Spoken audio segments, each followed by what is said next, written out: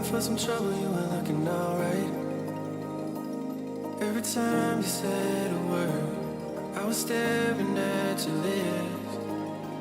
I don't think I've ever been so close to a love like this. I never met someone like you. I never felt this way, ooh. We love, I would take potions. We love, our conversations. All high and bright, you can take it all away. We love, I would take potions.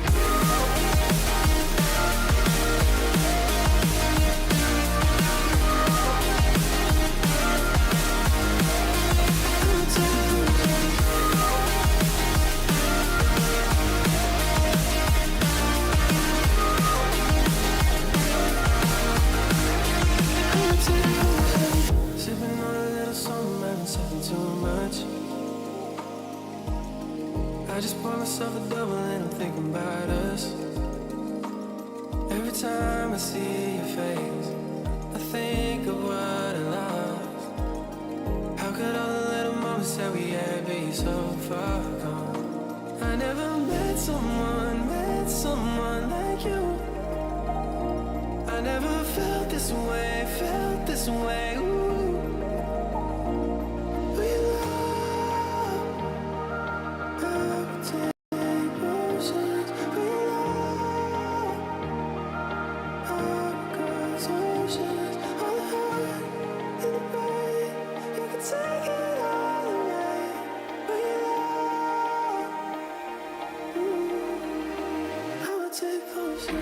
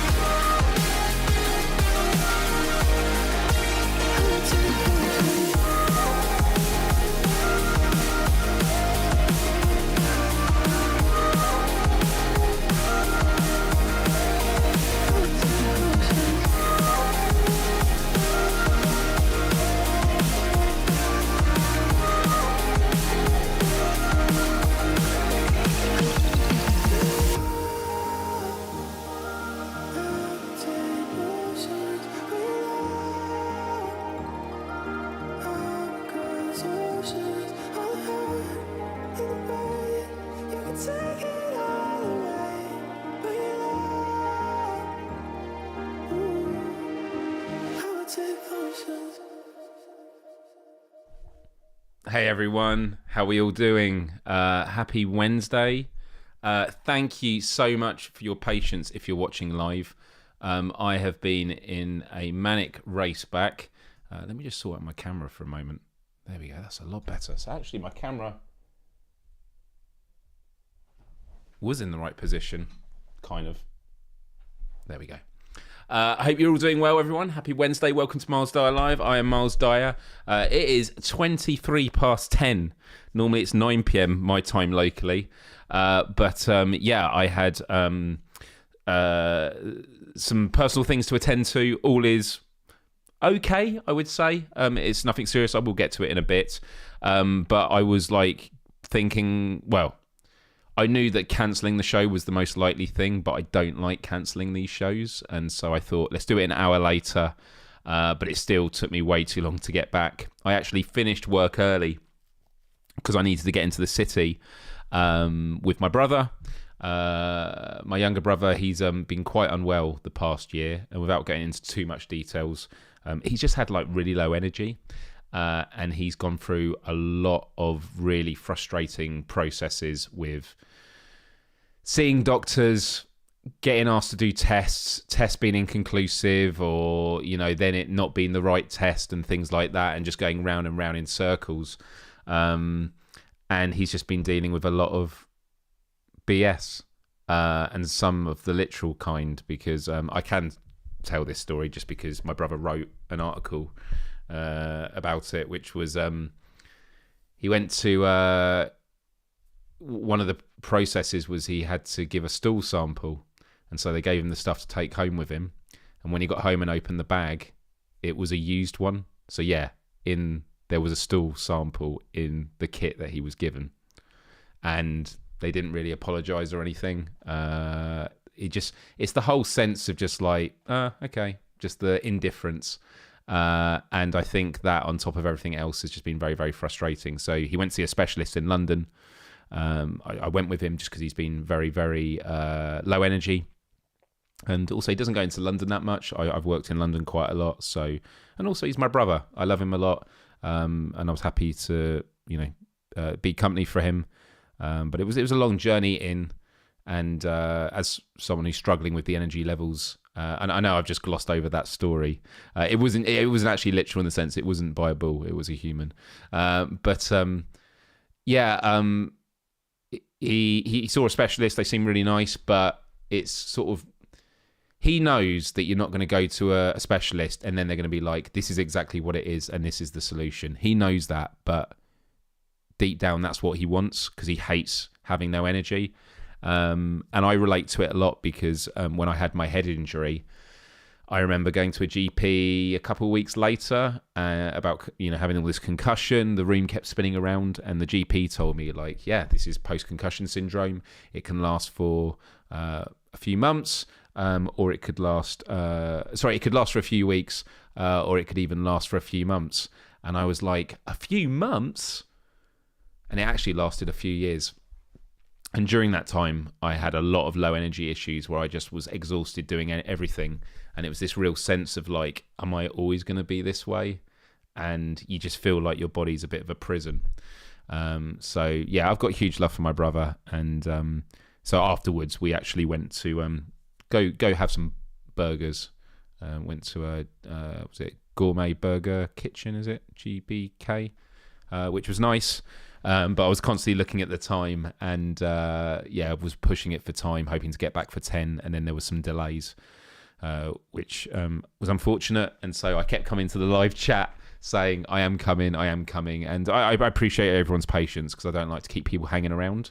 And it does mean that this show will be a short one because on the hour, which is only going to be like 33 minutes from now, PSVR Without Parole starts with Wes and Brian, and I don't want to eat into that time. So this will be a short one today. I don't have a puzzle for the thumbnail. We can do a bit of vitamin G. I don't know if I've got anything for Dyer Discovery. But this is going to be just a pretty chilled episode. It almost didn't happen. And also it's been a very long week for me. I had a colleague of mine asking me Tuesday morning, how's your week been going? And I said, the fact that you've asked that question on a Tuesday morning speaks volumes because I agree, it does feel like a week already.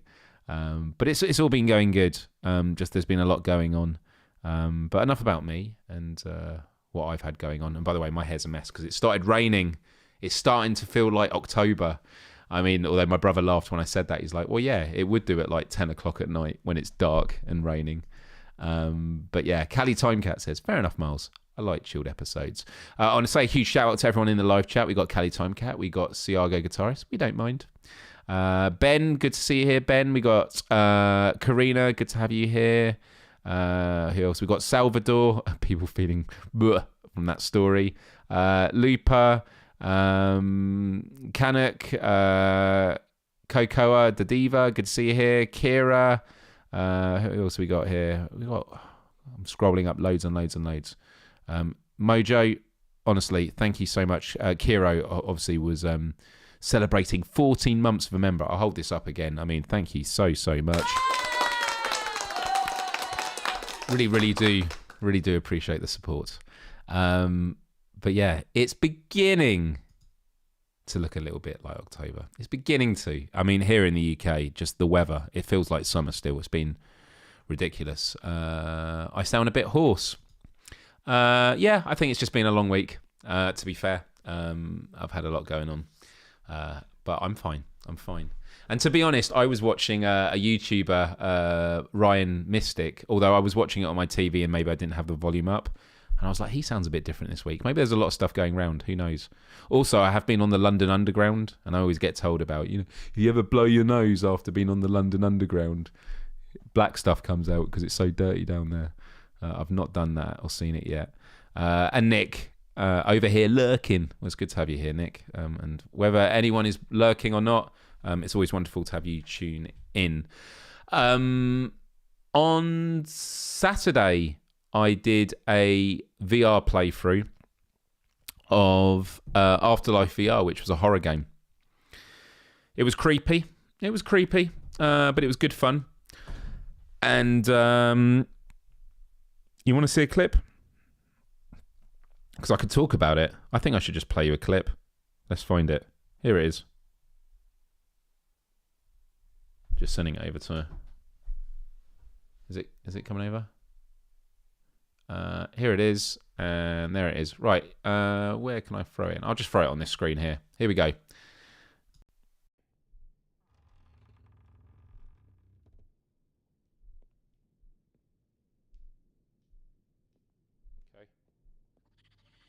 Ah!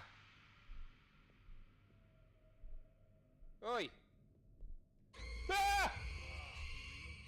Jesus Christ!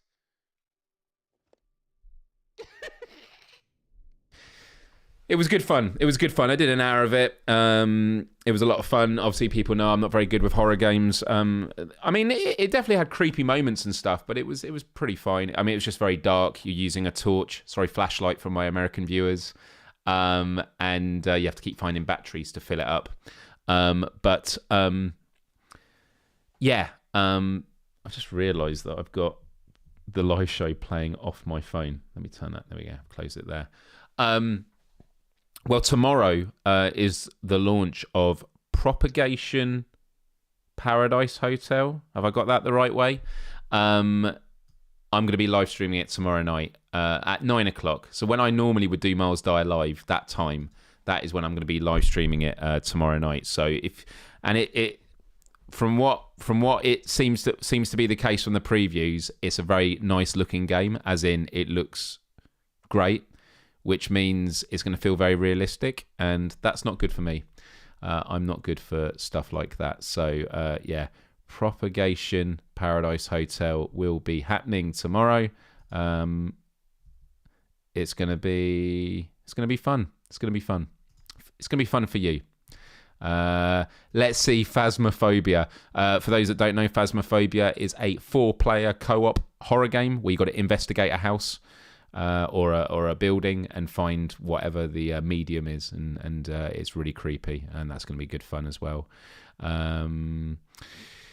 Jim with the $1.99, thank you so much with the super chat, says yoga has helped me in a profound way. Regarding the topic, yeah, we should probably get to this topic. Let's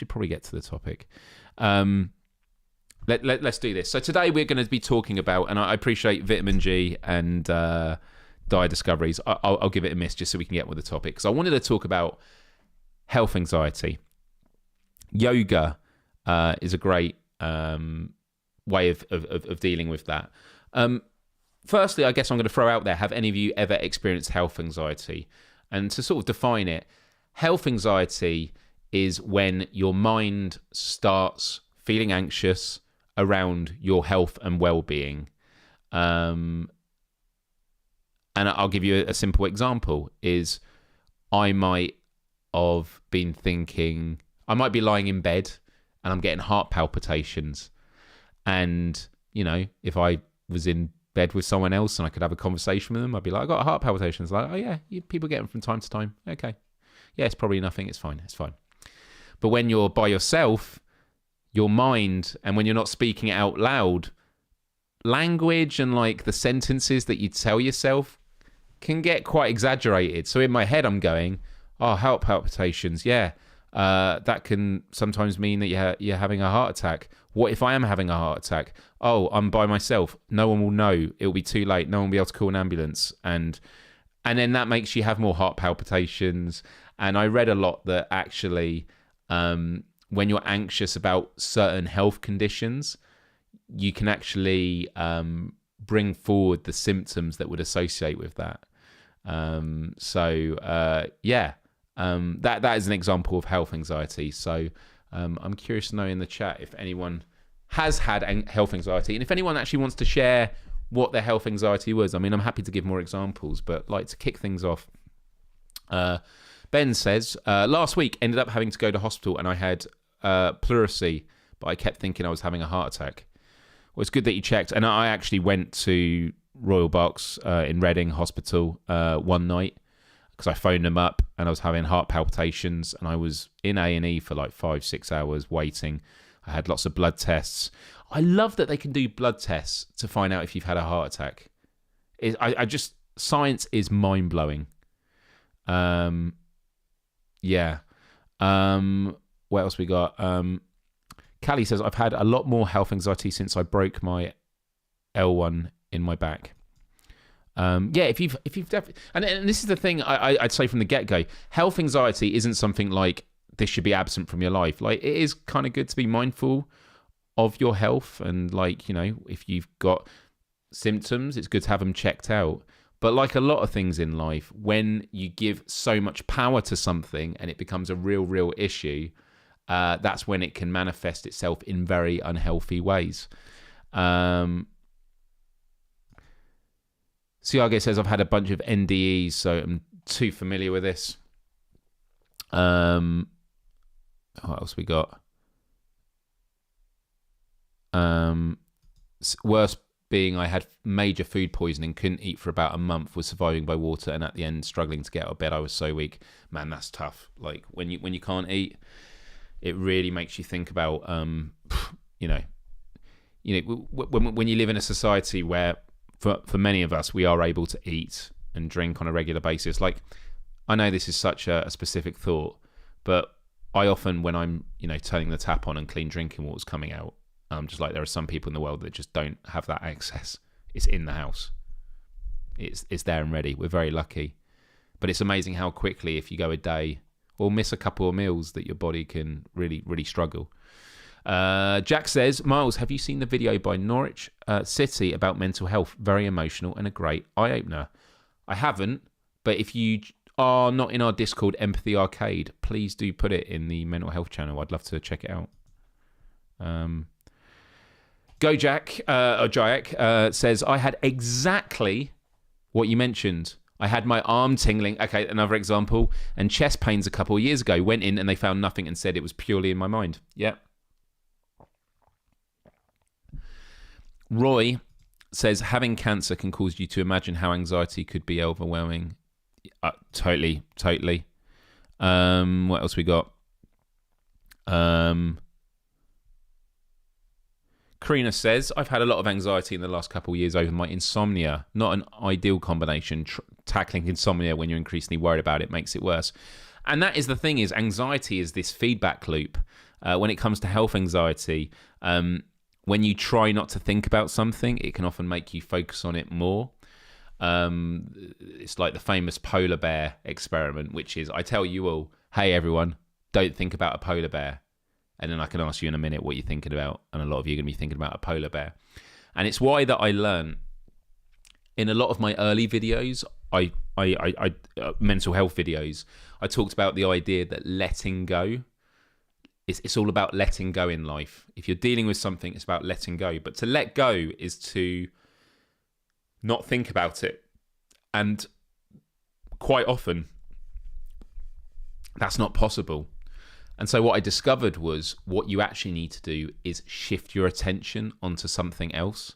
So that's a proactive thing. Because by shifting your attention on something else, you're choosing not to think about something, but you're not choosing to do a negative action.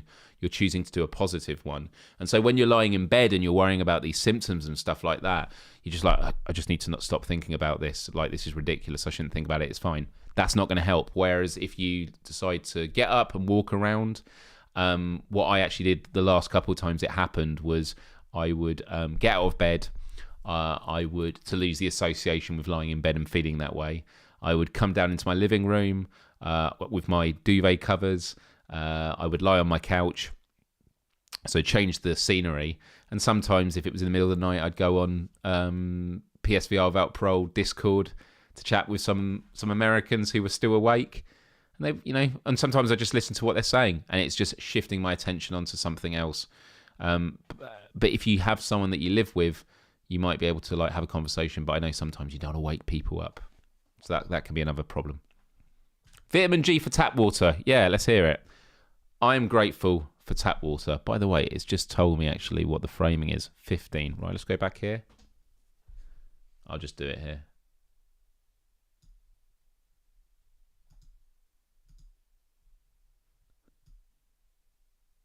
I want to work this out. Oh man, this is going to take forever to work out. I think it's like that. There must be an easier way to do it than this. Oh, that's close. That's close. That is very close. I mean, it's not perfect, but it'll do. I will have to fix this in future. And thank you, Karina, for putting it in the chat.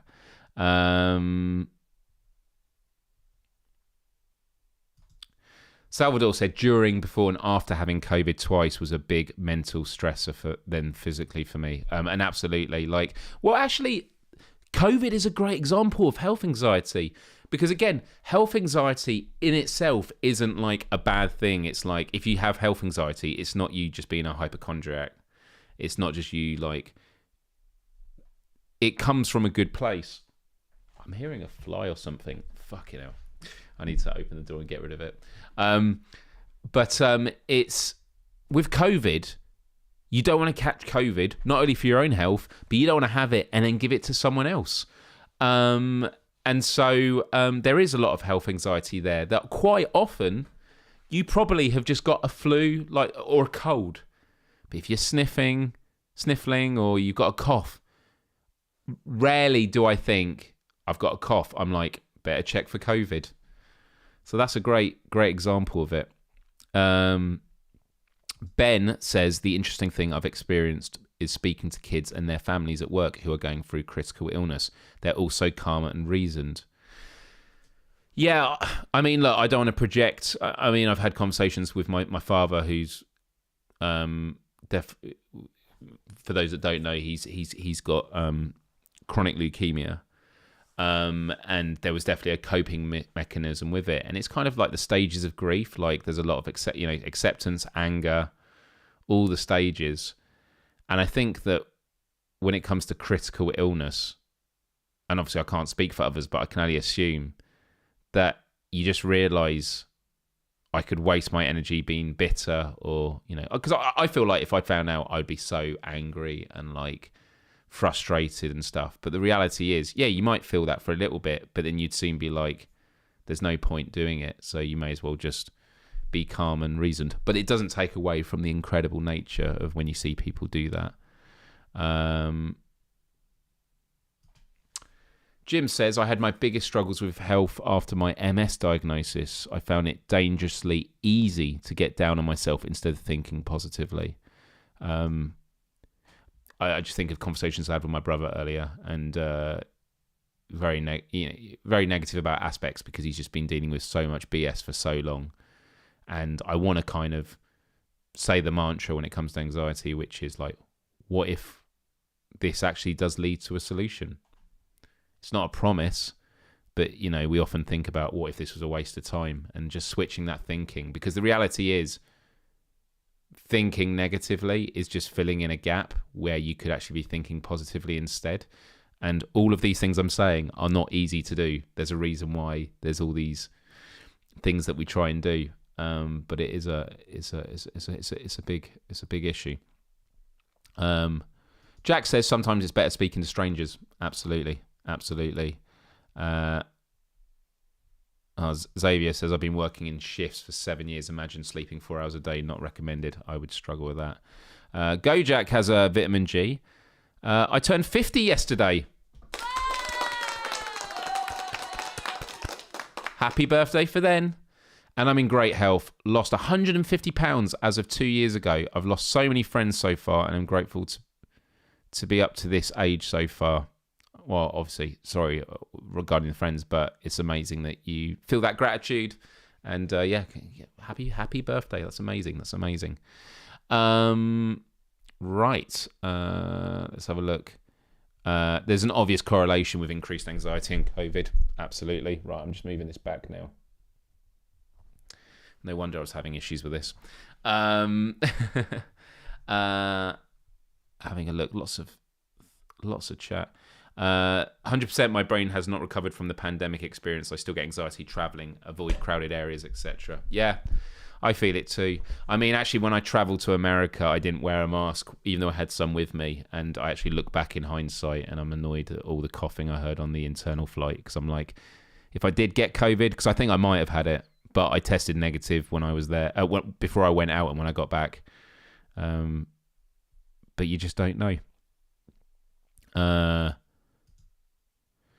I'm a big proponent of stoicism. Can't worry about things you can't control. That is it. I am so often like proper zen, like waters off a duck's back, and it sometimes annoys other people. Or like people sort of think, is it that I'm just indifferent or I don't care? It's like, it's not that. It's just like, it's the worry tree that I've spoken about before, which is, can I do something about it? If the answer is no, shift your attention onto something else. If the answer is yes, the question then becomes, can I do something about it right now? And if the answer is no, well, write it down and concentrate on it when you can. And if you can do something about it right now, then deal with it. But, you know, if you can't control it or do anything about it in that moment, then, you know, I used to say letting go, but it's not about that. It's about focusing your attention onto things that you do have control over. But once again, like many of these things, easier said than done. Lots of happy birthdays for Jack. So this is great. Right. I did have some notes for today's show, but I've just sort of thrown them out there. About like what could be the triggers of health anxiety. I mean, I think I explained one a while ago that I had, which was so ridiculous. I was listening to a podcast, and it was a doctor that was talking about like diabetes, and he mentioned like basically how your body's regulatory system with sugar levels is so precise. Like the number of grams, I think it's not even that, but the amount of sugar that has to be in the blood flow for you to be in serious trouble is ridiculous. And later that day, or I think I was listening to that later, and earlier in the day I just had like 3 donuts, which is no fucking big deal. I've done it loads of times in my life. But I went to bed that night thinking about that podcast and that one thing he said, and I was like, fuck, the body's incredible how it regulates like at the margins. And then I was thinking about how much sugar I ate, and I thought about all the times that I have eaten trash in my life, and I'm like, is diabetes, and a lot of it comes down to ignorance, because I'm like, diabetes, is it something that can just happen from a sugar spike, or is it something that's like, you know, just because of prolonged? And so could it be that you've just eaten trash on lots of occasions, and then the one time you eat trash again too many, that's what causes it? All these, and by the way, when I say it out loud, a lot of this sounds ridiculous, like, God, Myles, cool, it's not gonna do it. Obviously we should eat healthy, but that's not really gonna be high risk. And it's right. When I say it out loud, it does sound ridiculous, but anxiety takes place in the mind. And so when I'm lying in bed and I'm thinking about this, and then I start thinking, oh, I'm having heart palpitations, or I'm feeling a bit of tingliness in my fingers, I start thinking, what if I have effed it up completely? And so that was another example of how health anxiety I've had. So it can have impacts. I tend to have health anxiety when I'm in bed, when I'm sat there thinking or lying there thinking. We've already touched upon health anxiety with COVID. Does anyone else want to share about like what triggers health anxiety for them, or like where it tends to happen? I'm really, really curious. Kira says, I have a blood sugar tester. Was it teaser? Is it a teaser for that exact reason? My dad had diabetes, so this is on my mind often. And once again, it's good being on top of these things. I mean, you know, I dream of a future where we'll have technology where every day you get a health check, you know. One thing I did to help with my health anxiety was I got an Apple Watch, which you can find your heart rate. Because I actually remember during the pandemic, when I was going for walks and that, I was constantly paranoid about like my heart level, my heart rate, and whether it's going out of control and stuff like that. It's good to be able to see it now.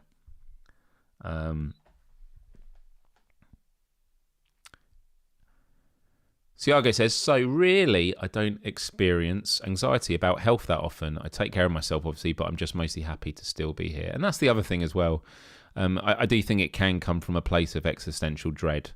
The older you get, the more fragile you realise life is, because obviously as you get older, more and more people pass around you. You see maybe people that you grew up with your childhood, like people you watched on TV and that, getting frail.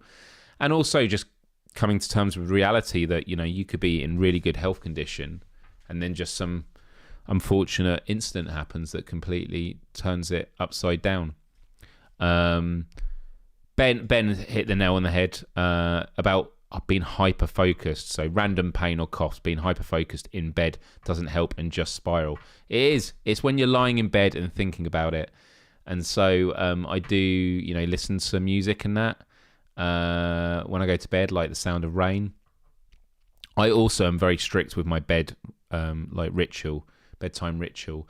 I don't watch TV in bed. I don't have a television in my bedroom. When I lie down in bed, it is to sleep. So when I lie down, my body's like ready to sleep. If I am going to be on my phone, I make sure I'm sat up doing it, because otherwise your body doesn't associate lying down in bed with just sleeping, and then it therefore gives more room for thinking about things. And, you know, I think you see in a lot of literature about, you know, dreams or visions and stuff, or anxious thoughts. It's a very natural human phenomenon about, you know, just lying there and when the mind thinks. I always used to make a joke about, you know, you go to bed early. Oh. Talking about go to bed early. You go to bed early and your brain is like, oh, extra thinking time. That's what I always think about. I want to do that as a cartoon or something like that. Kira says, I copy the post from earlier. Whenever it's summer and I'm really happy for a week and sleep less because of more sun and light, I can't enjoy it, thinking I'm spiraling helplessly into mania. Right. Callie says, I keep checking my SpO2 on my Fitbit. I assume that's your blood oxygen levels until my spell in hospital, when they monitor it on the super accurate devices along with an ECG. Yeah, you can get ECG tests on your Apple Watches now. Check my heart rhythm as I had unexpectedly fainted. Wow. Oh, and that was when you break your back. Jeez. Remember that scene in The Island where Ewan's urine is analysed by a urinal? That would be great. Well, I haven't seen that, but I do know about smart toilets are a thing of the future, where when you go to toilet and you drop a stool, it will actually be able to monitor it and check for things. Baseman Lofty says, the older you get, like you just said, hearing about a colleague younger than me and in great shape having a heart attack really brought into context we are precious.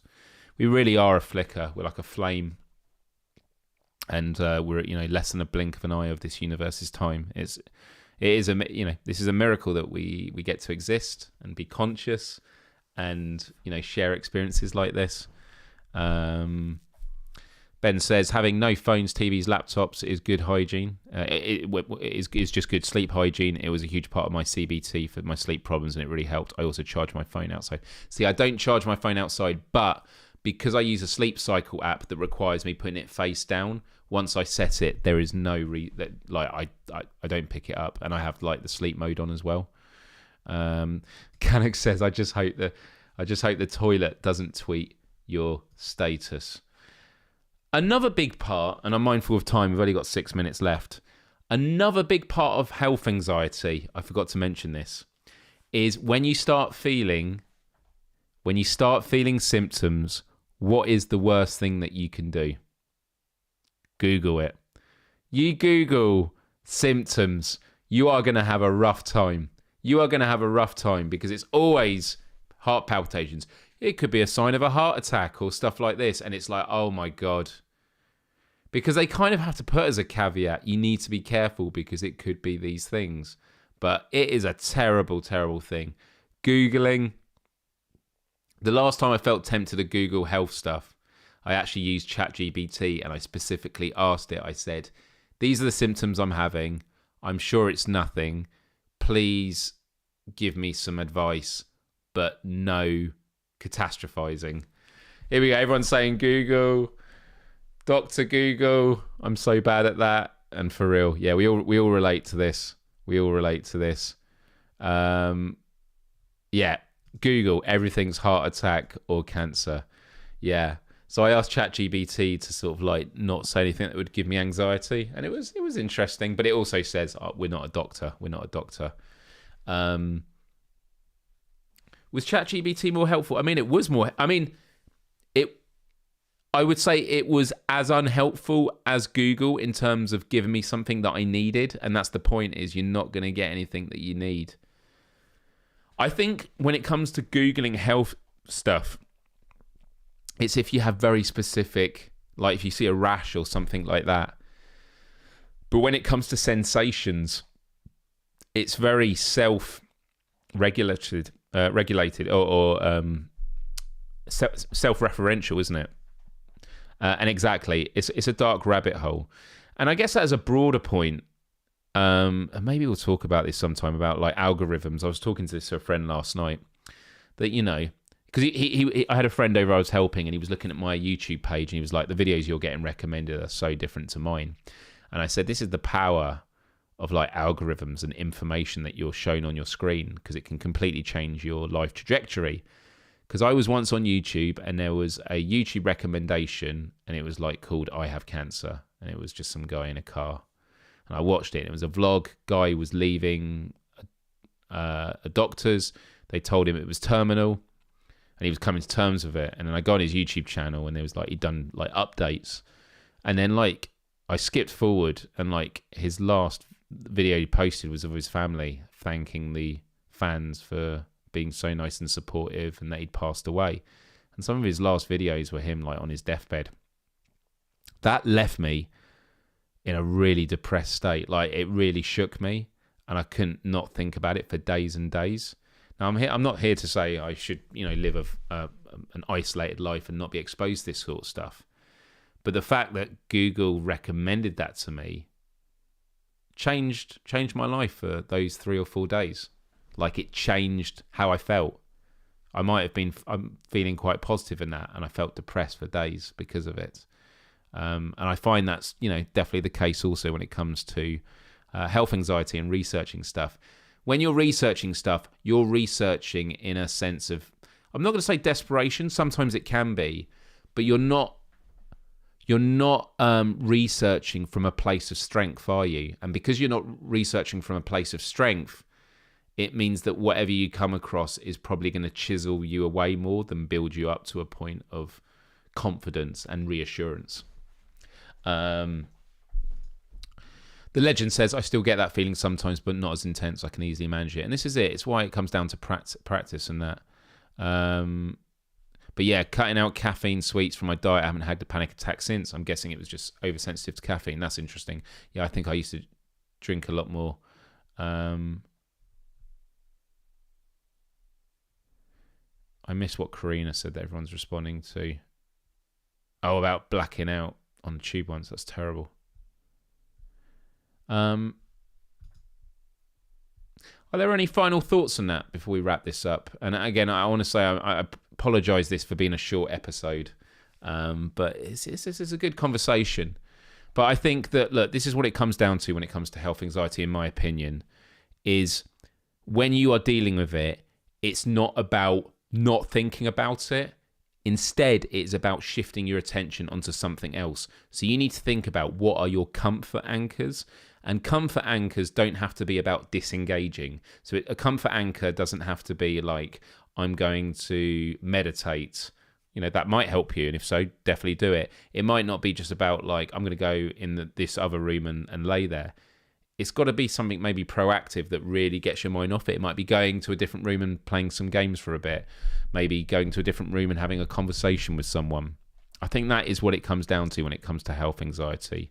Health apps can be really good, but also most importantly, that if you are dealing with symptoms, like, speak to your doctor. And I know there are all these like GP apps you can get now where you don't actually have to turn up at a GP. You can just make a call, and they probably can get through a lot more patients a lot quicker. I think the problem with it in the UK is you have to give up your actual GP for it, which is why I've never gone for it.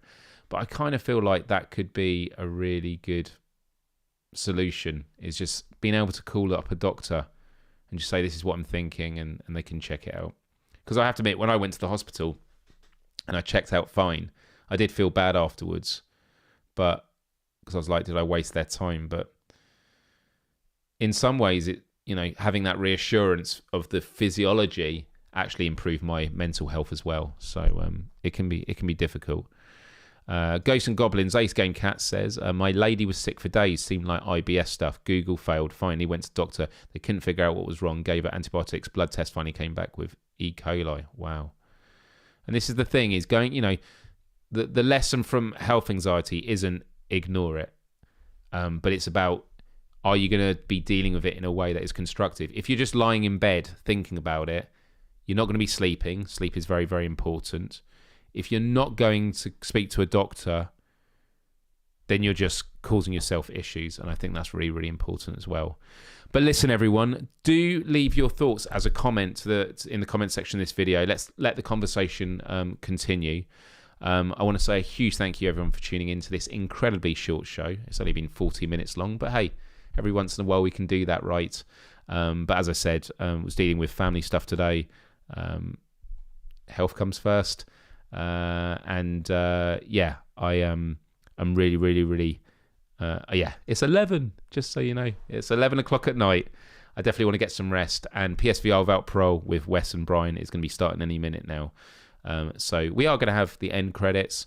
I might pop back at the end just for a quick goodbye.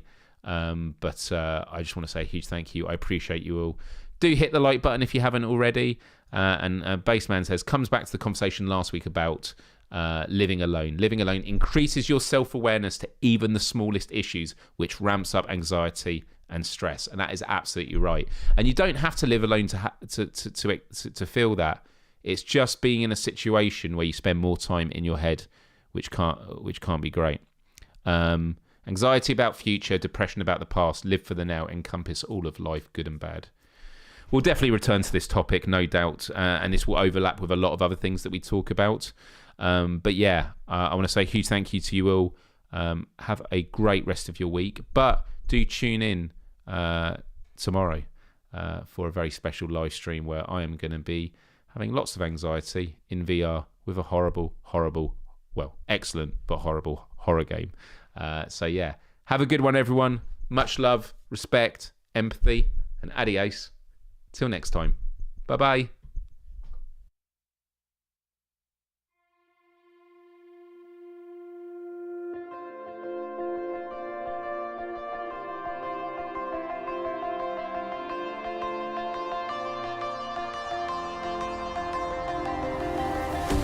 Thought I saw you on the road. I was chasing sunsets all alone.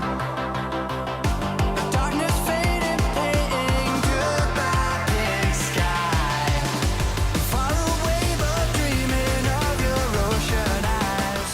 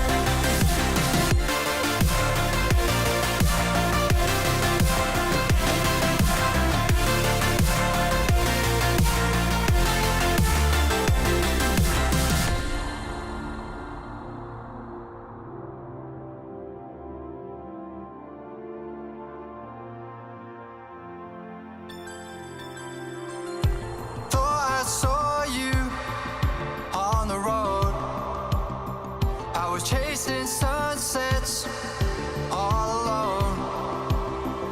A darkness fading, painting goodbye big sky. Far away but dreaming of your ocean eyes.